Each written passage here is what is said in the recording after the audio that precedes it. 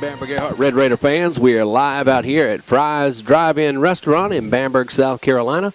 Special guest here with me today. We got, of course, head coach Butch Crosby from the Bamberg Ehrhardt Red Raiders, along with him, defensive coordinator Corey Crosby, and along with him, Bamberg offensive coordinator Robert, the man Crosby is what I put on Facebook. I did. I said Williams. I did. I had it on Facebook. Who was coming today, and I had Robert Crosby, Corey Crosby, and Butch Crosby. And I thought of him, and I said, something don't look right. Oh, goodness. All right. But y'all just like family, which is a great thing here. I know it. Coach, let's start by saying congratulations on going 10-0 this year. Appreciate it. Regular season and winning the Region 5 championship. Thank you. Let's go back a week, if we will. I know it's going to be tough, but we can talk about that Denmark game. And let's see here. We didn't have a show after the Denmark game, but the Red Raiders won, and the final score to that was, I'm trying to remember. Didn't have it written down. It was like 40-something to 6. Let's say that. That sound right? 46-6 maybe. Yeah, I think that's what it was. 42-6. 42-6. 42-6. All right. It's tough to remember all those games. They run together. All right, Coach. 42-6. Tell me a little bit about that. Can you give me a recap of that game? I just thought we came out and played well. I thought we came out early and jumped out on them and got a big lead. Thought we had a great game plan for them offensively, defensively. We executed. You know, we ran into some of those penalties again, but hopefully it gets better in these playoffs. You know, we've been going back looking at film the last week since we were open, and you look at some of the calls that were made, and you question your kids, and you got to punish them for it, but not to the extent when you look at him like, Coach, that's really not a block in the back, or that really wasn't a hole on this guy, and that really wasn't a late hit. So, we harped on it, but not really, punish those guys for it. But that's something that we got to clean up here going into this week, just cutting down on the mental mistakes and leaving no doubt that, we're doing what needs to be done, executing offensively, defensively, and on special teams. I thought in that game we came out and played a little bit. I mean, you struggled, like I say, struggled a little early on again. A lot of fans have asked about that and said, what can you do? I said, well, maybe that's just the makeup of this team. I don't know. We 10 games into it. You have to find out where they are. When you get in gun, it's tough to just come out and say, unless you're just playing an awful team. It's tough to say you're just going to come out and you're just going to just run the ball down the throat. You got to find out where they are because they're going to adjust to certain formations, and we got to find out where they are. That's the reason why it starts us out so a little bit slow because we got to figure out where they are. 1 minute we may think they in this form or this defensive front, and they're not in that. From what we've seen on film. We watch film and they may come out and line up in a 4-3, but against us, you line up in the same formation that you've seen on film. They may come out in a 5-3 or a 6-2. So, you got to adjust because the kids got to adjust because they hadn't seen it all week because you've been saying, okay, they're going to be in this, they're going to be in that. And then they come out and give you some bastard defense, and then all of a sudden now you got to change. So we start out a little slow until we figure out where they are. Once we figure out where they are and we can put them where we want them at, we tend to pick it up a little bit. Defense does a great job of giving us that opportunity to, do that. Yeah. If they're playing bad, then, you got to kind of scramble a little bit more and do something different. But defense they've been doing a good job of giving us that chance just to figure out where they are and get our kids settled in there and said, okay, we got them there. We know where they are. This is how we're going to block it. This is what we got to run out of it. And that's the reason why we start out a little sluggish because we got to figure out where they are. Exactly, Coach. But, one of the key points I thought was one of the better points of the game was the defensive play, the secondary play. And I'm going to talk to Coach Crosby about that later. But I thought secondary actually came out, yes, it's Denmark. They had a quality receiver, I thought, and we covered him pretty well throughout the night. So I was pretty impressed with that. We did. I thought they played well in the secondary. I think we gave up maybe one or two little plays there, because of pass interference calls, which I thought we had good coverage. Like I tell them, we don't want to take the aggressiveness away from the kids. We want them to still be aggressive and continue to play. And let the officials, make the calls. I felt like, it really wasn't a pass interference, but, they called it. Oh, well, we adjusted to it. And a couple of them, they still didn't score. It gave them a little field position. But defensively, our motto is bend but don't break. And, we've been in that situation, but we didn't break. So it's all good there in that situation, But they played very well back there in the secondary. And they got to play very well this week now. I'm going to tell you that right now.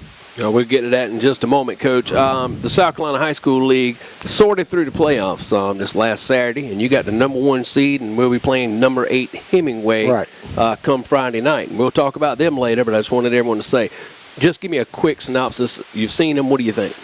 Very athletic, very scrappy. They're a team that we played a couple of times in the previous years. I remember. Excuse me. I think we were 1-1 against them. I think we ran to Santa Fe, kicked a field goal to beat them here at home one year and got us to the state championship. And then the next year they came down and I think they scored on a late pass and beat us there. And I don't think we played them since then. But they're scrappy. They're gonna come in and Coach. He's gonna do a great job with them. They're gonna be fired up to play. Our guys, we just gotta match it and we just gotta continue to do what we do and take it one at a time. Yeah, Coach Lawson does a good job with them, and they'll be ready. All right, if you will, hand the mic down to offensive coordinator Robert Williams. We're going to go with him first. Coach Williams, how you doing today? Pretty good, Trent. How about yourself? Good. First, let's explain to the fans at home the type of offense that the Red Raiders run. Well, we line up in shotgun most of the time, and we try to spread you out, but we're still going to stick to our bread and butter of being a power team. I mean, we're not going to sit out there and try to throw it around too much. We're built to run the football, and that's what we're going to do. Now, you were able to score a lot of points this year. We all know it starts up front. Tell us about some of your offensive linemen, and they don't get talked about much during the regular season, but tell us a little bit about them. No, I mean, offensive line is where, for the probably since we've been here 7-8 years, that's where we win games at. And right now we led by Drew Wilson, who's Shrine Bowl selections, playing in the Semper Fi Bowl, and I mean he's a big boy. He's a horse. He's a big boy. And like I said, now we rotate. Coach Palmer rotates those linemen around, pretty good. Right now we got a sophomore starting at center, and probably a sophomore starting at tackle, Jamel Lawton. Luke Harper's at center, and at the beginning of the year, we had Trevor Still out there who was playing pretty good at left guard, and he ended up getting hurt, and Wes Ulmer's come in and done a great job for us. And we got another senior at left tackle, Javaris Tyler, who, when he gets a hold to you, he's gonna open a hole for you. So, like I said, the line pretty much makes our backs look pretty good. So we look forward to big things out of them this Friday night. Coach Crosby and I have talked about this often. But as the offensive coordinator, how much pressure does it take off you knowing that you got a stable of good running backs in the backfield? Oh, it makes it a lot easier. I mean, I won't talk about them. It makes it a lot easier to sit there and, like I said, we shotgun. We got one. We probably 50-50 with one back, two backs as far as running backs back there. And when you got a senior in Keyshawn Orr that when he's the type back. If you give him a hole on the edge, he's going to take it a long way for you. And then Jamari Dunbar is more of our, if we have a power back, he's going to be the one that probably gets the tough yards for you, trying to run through people and stuff. And they get a majority of the carries. But the last few weeks we've been getting, trying to rotate them a little more with Cole Gageham, who's a sophomore who, I'm not sure how to explain Cole. He's not going to outrun you. He's going to bounce off of you. He's going to make a move here and there, but he gets a lot of yards. And right now, another sophomore in James Ginyard, who's been banged up, but he should be back probably in the next week or two. He's been banged up with an ankle injury. And actually, we have a freshman in Keyshawn Brown who's been getting in there. He's a downhill runner, and he's got a chance to be pretty good. Now, you got A.J. Williams came up, a junior varsity player. Tell us a little bit about him. I was impressed with him, coaching him back in rec football, and also I think he's a 9th grader, if I'm correct. Tell me a little bit about how he's done. Yeah, A.J.'s he's a pretty good athlete, and on JV he played quarterback and running back for us. Right now he's pretty much probably getting most of his work at safety, rotating back there in the defensive backfield. But he's got a chance to be, he's a great athlete and picks up on things pretty quick. He's got a chance to be pretty good. Yeah, I think he's going to be special there. All right, take a break while we got a moment. Fry's Drive-In Restaurant. Today's Coach's Corner is being brought to you in part by Tony Bledsoe and all the fine folks here at Fry's Drive-In Restaurant in Bamberg. Fry's is now open on Monday and Thursday nights from 5 to 7 for a pickup dinner. More information is available at 803-245-4540 from 11 to 2 or 803-707-3198 anytime. That's Fry's Drive-In Restaurant, a Bamberg tradition under the red roof, Highway 301 North in Bamberg. All right, if you heard a bunch of coughing, that's because everybody in the city of Bamberg, the county of Bamberg, has got allergies right now. We apologize for it, but there's not much you can do about it. Even the cameraman's back there coughing. So I promise you, won't catch it over the radio. All right, Coach, let's go with one more thing here. Your Red Raider offense showed the wishbone against Estill, and against Branchville we saw it a little bit. Can we possibly expect to see more of that in the playoffs? Nah, we always gonna have that capability of getting back to the wishbone, and I know a lot of people don't like to hear that, but I love it. If it gets down to it, we can line up back there with 3 backs and say, here we come, and if you stop us, you stop us. But sometimes we get in that when we feel like we maybe trying to get a little too finesse, not real aggressive, we'll get back into it to try to get ourselves going again. All right, so we possibly could see it in the playoffs. We might not. Possibly. All right, so that's where we're at on that. Now, this next question. I don't know if it's ESPN getting more games on TV to watch, if it's the Madden football craze video game. I don't know if it's I don't know what it is. But anyway, it seems in today's world, everybody's a coach. You've heard this one, I'm sure, and I've heard it. Coaches heard it. We've all heard it. Why don't you open up the playbook more? How do you respond to that? Well, I mean, it's sometimes after we call a few plays, we probably ask ourselves why we don't open it up a little more. But our team, I mean, through the summer, through the off-season workouts, we're built to run the football, and we're built to try to go fast, get people tired, out-condition them, out-strength them. And that's what, I mean, our philosophy is we're going to control the ball, control the clock, and we feel like we got a pretty good defense that, we're going to let them play defense and not put them in a bad situation, and we're going to not let the offense lose the game for us. Well, and I'm going to say this part, and tell me if I'm right or wrong. You have to, people forget, and again, you watch the NFL, and NFL is not high school football, obviously. Those kids been trained through college or whatnot. You can't run a spread offense, an NFL pro-style offense, hardly in high school. And even if you can, you got to pretty much do what your personnel can do. And that's what people forget is they don't, high school, we probably got great kids and not say anything about them. But you have to run an offense on what kids are capable of doing. Am I correct? Oh, absolutely. And like I said, I mean, and let me tell you, our 2 quarterbacks, Hunter Etheridge, he throws the ball pretty good, and he does everything we ask him to do, and Savalas can. But we feel like they're better running the ball for us also, and that just gives us another threat as far as running it. And, I mean, you're at a small school, and, I mean, you got, 2.5 hours to practice, but both your kids got to practice offense and defense. They can't sit on the offense side of the ball all day for 2 hours worth of practice and practice spread stuff. I mean, it's a lot harder than, people think. And like you said, I think our kids are built, with the mentality to run the football. All right, Coach, thank you. You've seen the Hemingway defense. How do we match up? I mean, we match up, fairly well. They're going to be aggressive. They're going to be athletic, run us down, jump around blocks and make plays. And like I said, we think if we're patient and just do what we do, eventually we're going to wear them down, and they're going to get themselves out of position, and we're going to capitalize on it.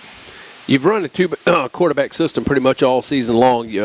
What went into that thought process going on early in the year? I mean, I know it's been necessity at certain points, like against Denmark, but what goes into that thought process when you and the coaches are sitting around week 1, or I'll take that back, week 1 of summer camp, and you say, guys, this is what we got to do? What's the process on that? Well, you don't want to get stuck with one quarterback, and then week 10 something happens and you don't have anybody else that's really taking any meaningful snaps, and you end up hurting yourself because nobody's ready. And they both, we feel like that they bring different things to the table. They both can run, but, Hunter's probably a little better passer, moving out, running off the edge a little bit. Savalas can take it, and it's 3rd and 1. He can ram it up in there behind them, a little bit bigger kid. And, that's just, we feel like they can do different things. But we don't really change our offense when one's in versus the other's in. You had a week of practice to get ready for Hemingway. Well, you may have 2. I don't know. Probably thought that's who you may have going into it. But the point's this. What can the fans expect Friday night out of Red Raider offense? Oh, we talked about this in our meeting. Now, we're going to do what we've done for 10 weeks. And, I mean, we may have a wrinkle here and there, and we may have to use it, may not. But we're not going to go in there and change everything and try to outsmart ourselves and put the kids in a bad situation. That's it. I love that. All right, Coach Williams, thank you very much for being with us today. And hand it over to Coach Corey Crosby here. He's the defensive coordinator for your Bamberg Ehrhardt Red Raider football team. Coach, what's up, big man? How you doing, Trent? Good, good. Coach has been with us several times. If you watch this, don't forget you can go to www.youtube.com. Type in WBSC Radio. We'll come up, and you can watch each and every show from this season, even today's. It should be up tomorrow, and check us out. Don't forget all of our sponsors this year: Vaughn Electronics, Steve Chandler at Chandler Law Firm, Chris Jennings, Little Howie's Big Chick, the Advertiser Herald Newspaper, Tony Bledsoe at Fry's Drive-In Restaurant, Rick Pinson at Pinson Insurance Agency, Dr. McElhaney at Bamberg Family Practice, the Bamberg Board of Public Works, Richard Kemp at Farm Bureau, and Keep Bamberg County Beautiful. We'll get the rest of those in just a moment, and we do thank you so much for helping us out to bring all the fans in Bamberg, around the state, around the country, and around the world, Red Raider football. All right, Coach, your defense was pretty much stingy all year long, I'd say. You did a great job, didn't give up a whole bunch of points in any one game. What do you contribute that to? That's a lot on the kids, just hard work.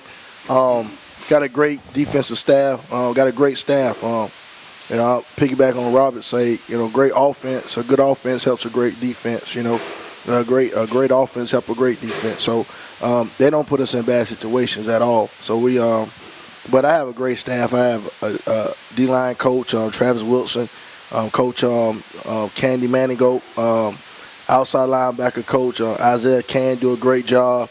Larry Beelan coaches our corners, and Curtis Williams comes from Georgia every day. He coaches our safeties. So I have a great staff, a lot of knowledge, and I coach inside backers, but them kids getting coached a lot, and a lot of it is kids, man, just trusting in what we do, and they going out, playing hard football. I think we gave up, overall 64 points. Something like that, a 54 in 10 games. So that's pretty good. And you take away 20 from the Allendale game. If we played, a little bit in the first half, yep, we could end up having 34 or 24. Yeah, so. So we played great, and that's what our second team and our JV kids in too. So a lot of times, that's overall, that's a great job for defense, guys. Now, those kids play fired up each and every week, and that's a testament to you getting them ready, Coach, and we appreciate that as Red Raider fans. We've talked about it with other people before. I said, you look at Bamberg's defense, they make a play. It's not look at me, watch me. It's as a group, collective group, they get together, they're excited, they come over to you, they get excited, and to me that shows a lot that they are, number one, mature.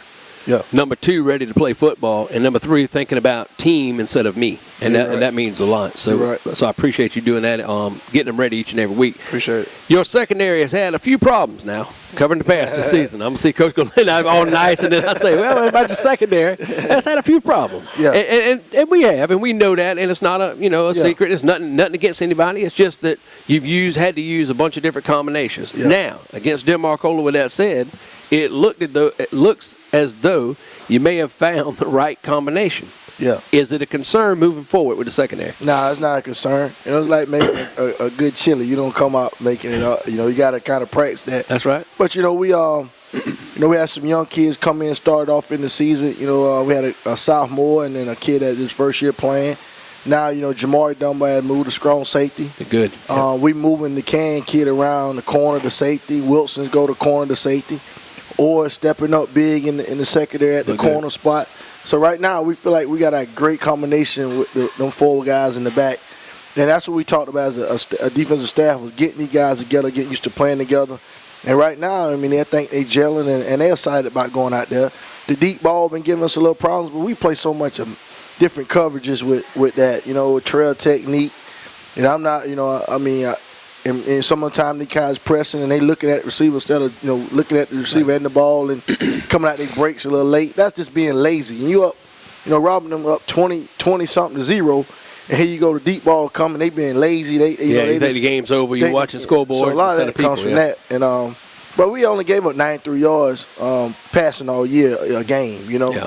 So it's a bend don't break defense, and but you ever notice when they get close to the end zone, them guys kind of lock it down, and you see they tune in a little better. But that's being kind of that's kids, 16, 17-year-old. Well, that's what I try to explain to fans when I talk to them on the street and around town and all. I say, look, guys, you got to think about it like this. All right, nobody's a bully or beat a fight or anything. I'm just saying, but if you were a boxer and it's Mike Tyson and he's getting ready to fight a 16-year-old kid back in the day, you think Mike would have been worried? Mike would have get trained hard? No, he wouldn't have. Right. And sadly, that's what happens to us a lot of games. We know we got Denmark coming up, nothing against them. We know we got a Branchville coming up, nothing against them. We know we have a team that may not be as good as we are. So do you really put all your effort out, even though you're acting like you're going through the motions, but again, you know in the back of your mind that next week is not going to be that hard. You're right. And it's bad to say. I mean, but it's, I think moving forward, I told them, I said, now they understand. It's now or never, because you lose, you go home. Yeah. That's it. Even if you're home, guess what you do? You turn your stuff in and go home. You go home. So I think you'll see a different Red Raider team early on come Friday night. And I think, like last week against Denmark, they had a great receiver. He's probably one of the best receivers in our conference. And you see the kids tuned in. All week it was tuned in. It was a challenge for them. And so, like this week, they'll be tuned in because it's a challenge. They spread all over the place. They 5 wide, they empty, they trip. So you'll see a difference. Those guys know what they know what's on stake. And that's what I'm saying. They know that. I mean, it's win or go home. And I think I came out. I think it was last night. I was out there catching for softball for my daughter, and we were sitting there listening, and I could hear the kids talking, and then they understand the importance of this week, and I like that. Even though they didn't seem tight, they were just talking. Yep. Coach, I'm sure you've broken down the Hemingway offense. Yeah. What do you see as the biggest thing that we have to stop on Friday night? They're explosive. They fast. That's that got me a little nervous. My wife even asked me about it. I told her they speed kind of scare me. It's not the offense. It's if they catch it, make a move, they gone. They got a couple of kids that could go the distance. I think if we do our job and tune in, and it won't be a problem. But they're explosive. They're young and they're explosive. What do they like to do mostly? Throwing the ball, running the ball? What do you see? They're going to throw the ball. They're going to spread it all the way across the field. They're going to go 5 wide, empty set. They're going to go trips. They're going to throw it around. They do a lot of wide receiver screens and different, throw it out. What concerns me most is now you get my linebackers on one-on-one coverage, throw it back out. So that's something that we've been practicing. I get joked. Coach Carlos will pick at me in the office that since January we've been working on who got the back. Yeah. So that's a concern, but I think these guys will be tuned in, but they're explosive. And again, I think that they're going to have trouble. No team sees a defensive line like we got. I think that's something that's a key to our defense. People forget. You see the secondary. Yeah. You watch your linebackers. You do all that, but people forget a lot of times to look up front because that's boring. You know what I'm saying? Yeah. You watch a football game now. I may do it because I just like up front play, but most people looking at the running back, running around, looking at the quarterback, looking at the linebackers. What you think people care about the front? As long as they block and give me a touchdown, boy, right. Most fans are cheering. So. So I think that a lot of teams have not seen our kids up front. Now Friday night, what kind of combination up front you may use? We're gonna be a different. It's gonna be different. You might see a lot of different sets. We try to flash different things at quarterback eyes. So we do a lot against our offense, but that's what Robert talked about earlier. We built in the offseason is to be good up front. That's offensive line wise, defensive line wise. If you watch great football like SEC, it's not about the skills because everybody got skilled kids. Exactly. It's kind of how your up front guys, your line and your D line. That's where you started at, and that's what we're good at up front. Our O line is great.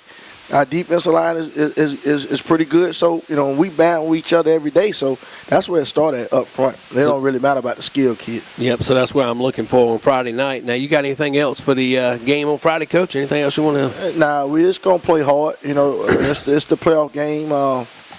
It's first round, so we're gonna play hard. And Coach Carly have them fired up.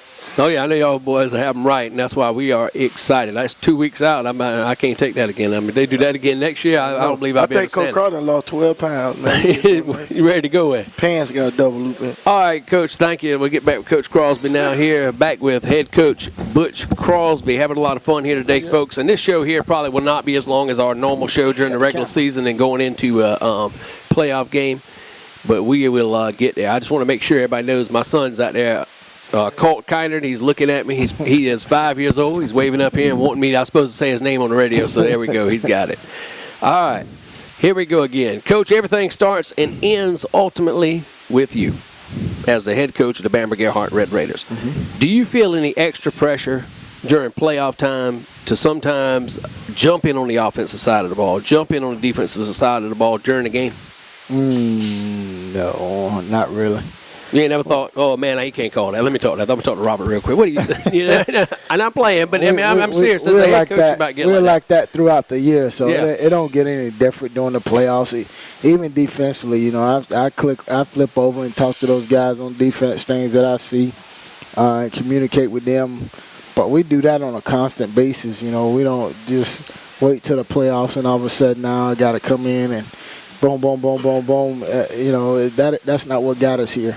So that's not something that we stride on, my ego is bigger because I'm a head coach and I got to do it this way, that way. You know, it's for the best. You know, we sit down in meetings and I said, guys, what do y'all think the best formation? And we argue, we fuss, but at the end of the day, we'll come on agreement and say, all right, we're going to run this and we're going to try it and we'll come out and look at it.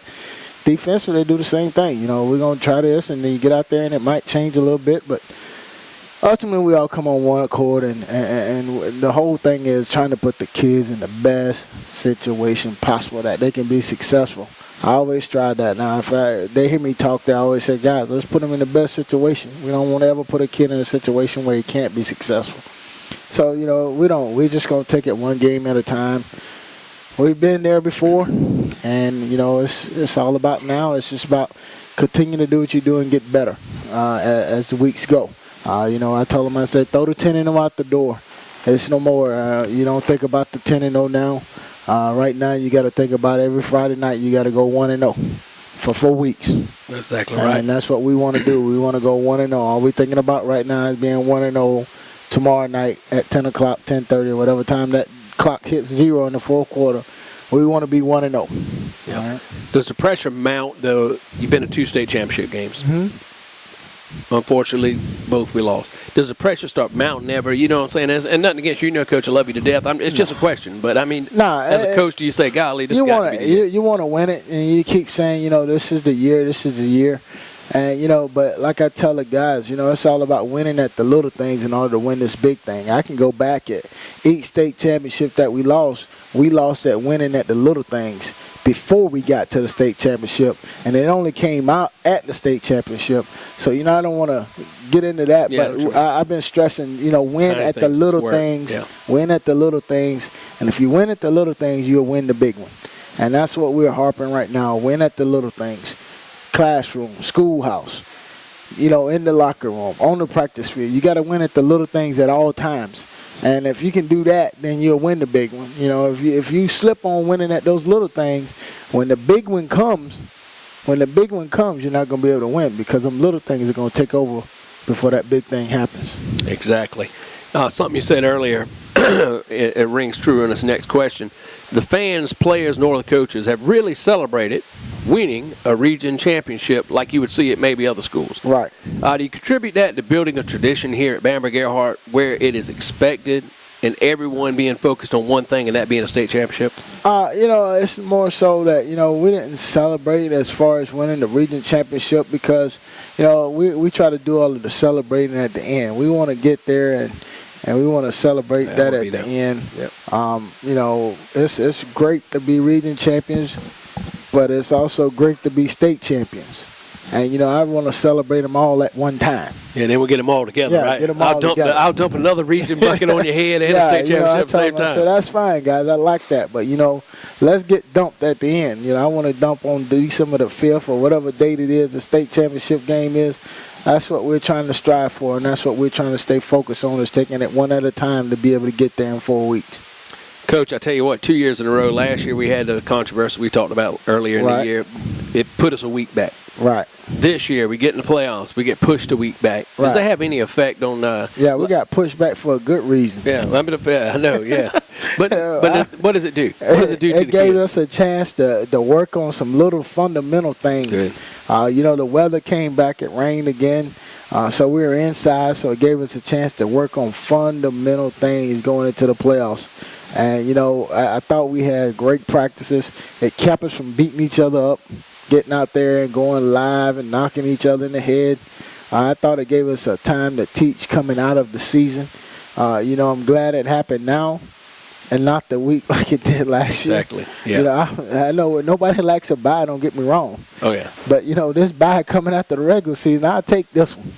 I take this because it gives us opportunity to come back and get some things right. Last year it was just on a sour note. It came leading into the state championship, and the only thing you can remember from last year is that, you can't nobody get excited too much. Nobody about looks at, we finished 9-1 in the season. We still go back to that one game that took 2 weeks for us to play. So I'm glad that it's happening.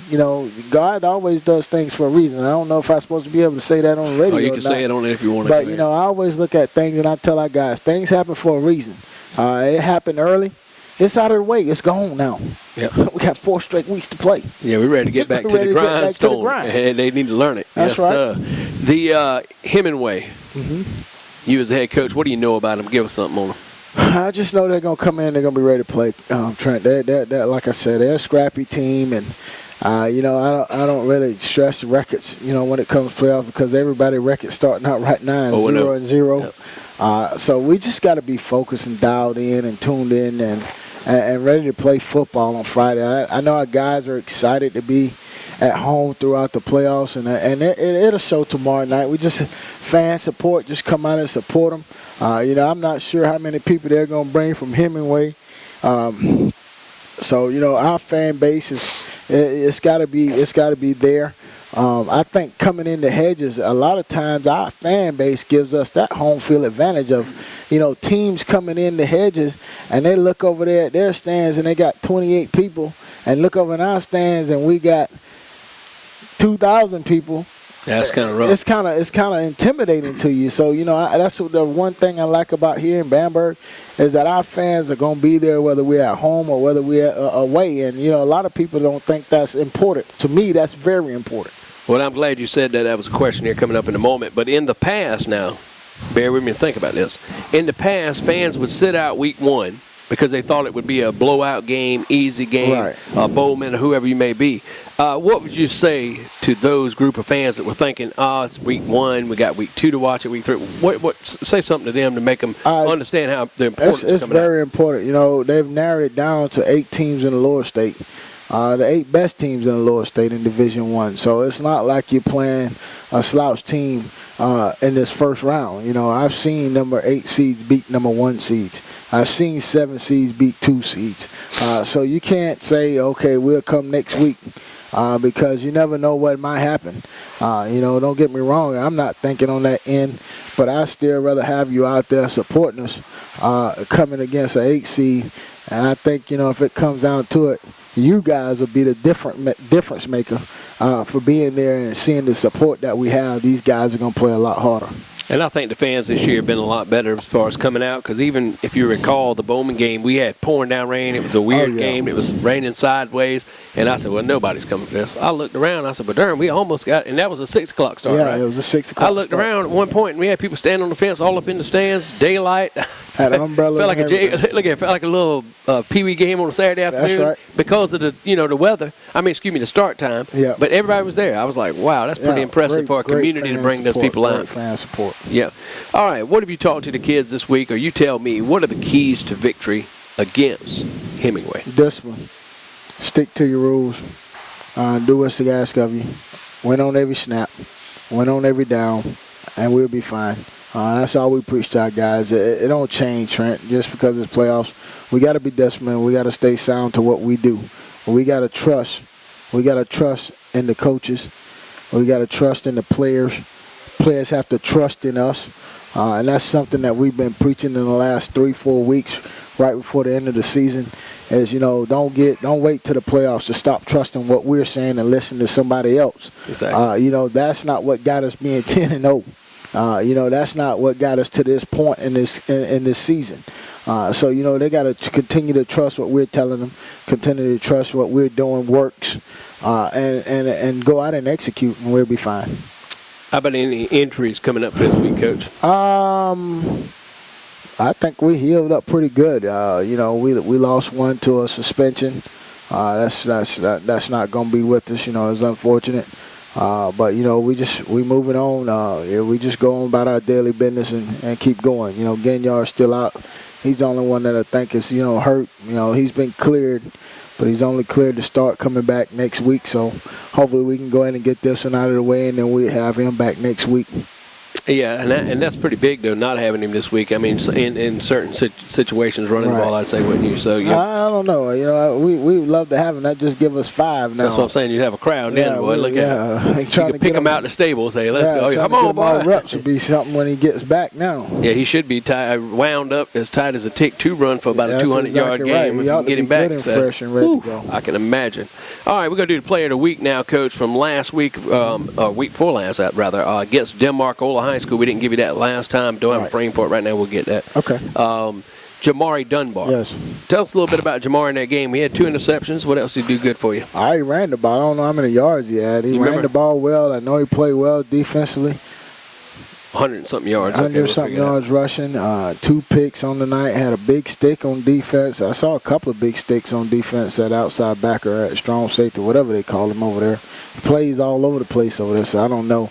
But, you know, I thought he's played well. He played well against Denmark. You know, I thought all of them now are kind of coming into their own fold where, you know, early in the year, you kind of hold them back from playing both ways. Now guys are on the sideline seeing that, oh, man, shoot, I need to play over there, you know. And so we got some playing both ways now. It's cooling off a little bit. So we can spell some guys because they can come in and rotate. And whenever you can get that rotation going to where you can keep fresh guys on the field, it gives you that advantage. You know, and teams look over there and they're saying, man, they got 65 kids, coach. They rotating every play. They rotating every 2 plays. That back there just came out. That DB just came out, and they got another one back there. You know, that's a mental thing to you now. I've been on the other side of that boat looking over there seeing that mess happen.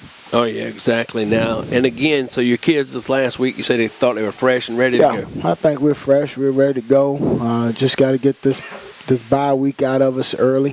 You know, it'll be a little sluggish, and it may not. It may be in the reverse. Like I said, these guys hadn't hit anybody in 2 weeks, and like I told them yesterday, I want to see how we come out Friday and hit somebody else. We've been hitting each other for 2 weeks now. Let's hit somebody else and see what we can do come Friday night. So it's going to be interesting to see. All right, Coach, any last words on Hemingway, message to the fans, anything else you might have? I'll just come out and support it. It'll be a great game. Hopefully we can come out and take care of business and not give you anything to have to worry about stressing yourself about. But, you know, you never know. It's playoffs. So, you know, hey, expect what it is, and we just got to come out and play. And you just got to come out and support and be there cheering us on. All right, thank you, Coach. Don't forget, again, today's Coach's Corner has been brought to you in part by Tony Bledsoe and the employees who can serve you here at Fry's Drive-In Restaurant in Bamberg. There's something new at Fry's Drive-In. They're now open on Monday and Thursday nights from 5 to 7 for pickup dinner. More information is available at 803-245-4540 from 11 to 2 daily or 803-707-3198 anytime. That's Fry's Drive-In Restaurant under the Red Roof, Highway 301 North in Bamberg. All right, don't forget also, we'd like to thank all of our sponsors that we have here at WBSC Radio that bring you Red Raider football. Major Graphics, LLC, South State Bank, Southern Carolina Alliance, Sweets, Discount Tires and Auto Repair, Nancy Foster at Foster & Company, Bo Griffin, Home Federal Savings and Loan, Ness and Jet, LLC, Eddie Sanders Hires Drugs, Wilson and Luganville Law Firm, Tagadoo's Unique Gifts, Keep Bamberg County Beautiful, Richard Kemp at Farm Bureau, the Bamberg Board of Public Works, Dr. McElhaney at Bamberg Family Practice, Rick Pinson, Pinson Insurance Agency, Tony Bledsoe here at Fry's Drive-In Restaurant, Advertiser Herald Newspaper, Chris Jennings at Little Howie's Big Chick, Steve Chandler at Chandler Law Firm, and Vaughn Electronics. Don't forget, folks, you can see this on YouTube. Go to www.youtube.com, type in WBSC Radio. You can also listen to us tomorrow night. Go to www.wbscradio.org. You can listen to us live stream or WBSC 102.3 on your radio dial. Don't forget, tomorrow night, 7:15, we'll be live. I have an interview with Coach Crosby, also Coach Lawson from Hemingway. And then at 7:30, we got the kickoff, and the playoffs are finally here. Coach, I'm excited for them. Are you? Oh, yeah. I'm ready, and I hope all you Red Raider fans at home are ready. And we'll see you tomorrow night. Come on, Red Raider Nation. Come out and let's support your Bamberg Ehrhardt Red Raiders. Thank you, Mr. Bob. Back to you. You have been listening to the Coach's Corner Show with Trent Kynert and Anthony Harley, along with head football coach of the Bamberg Ehrhardt Red Raiders, Butch Crosby. Join us each Thursday at this same time for this live broadcast from Fry's Restaurant, Highway 301 North in Bamberg.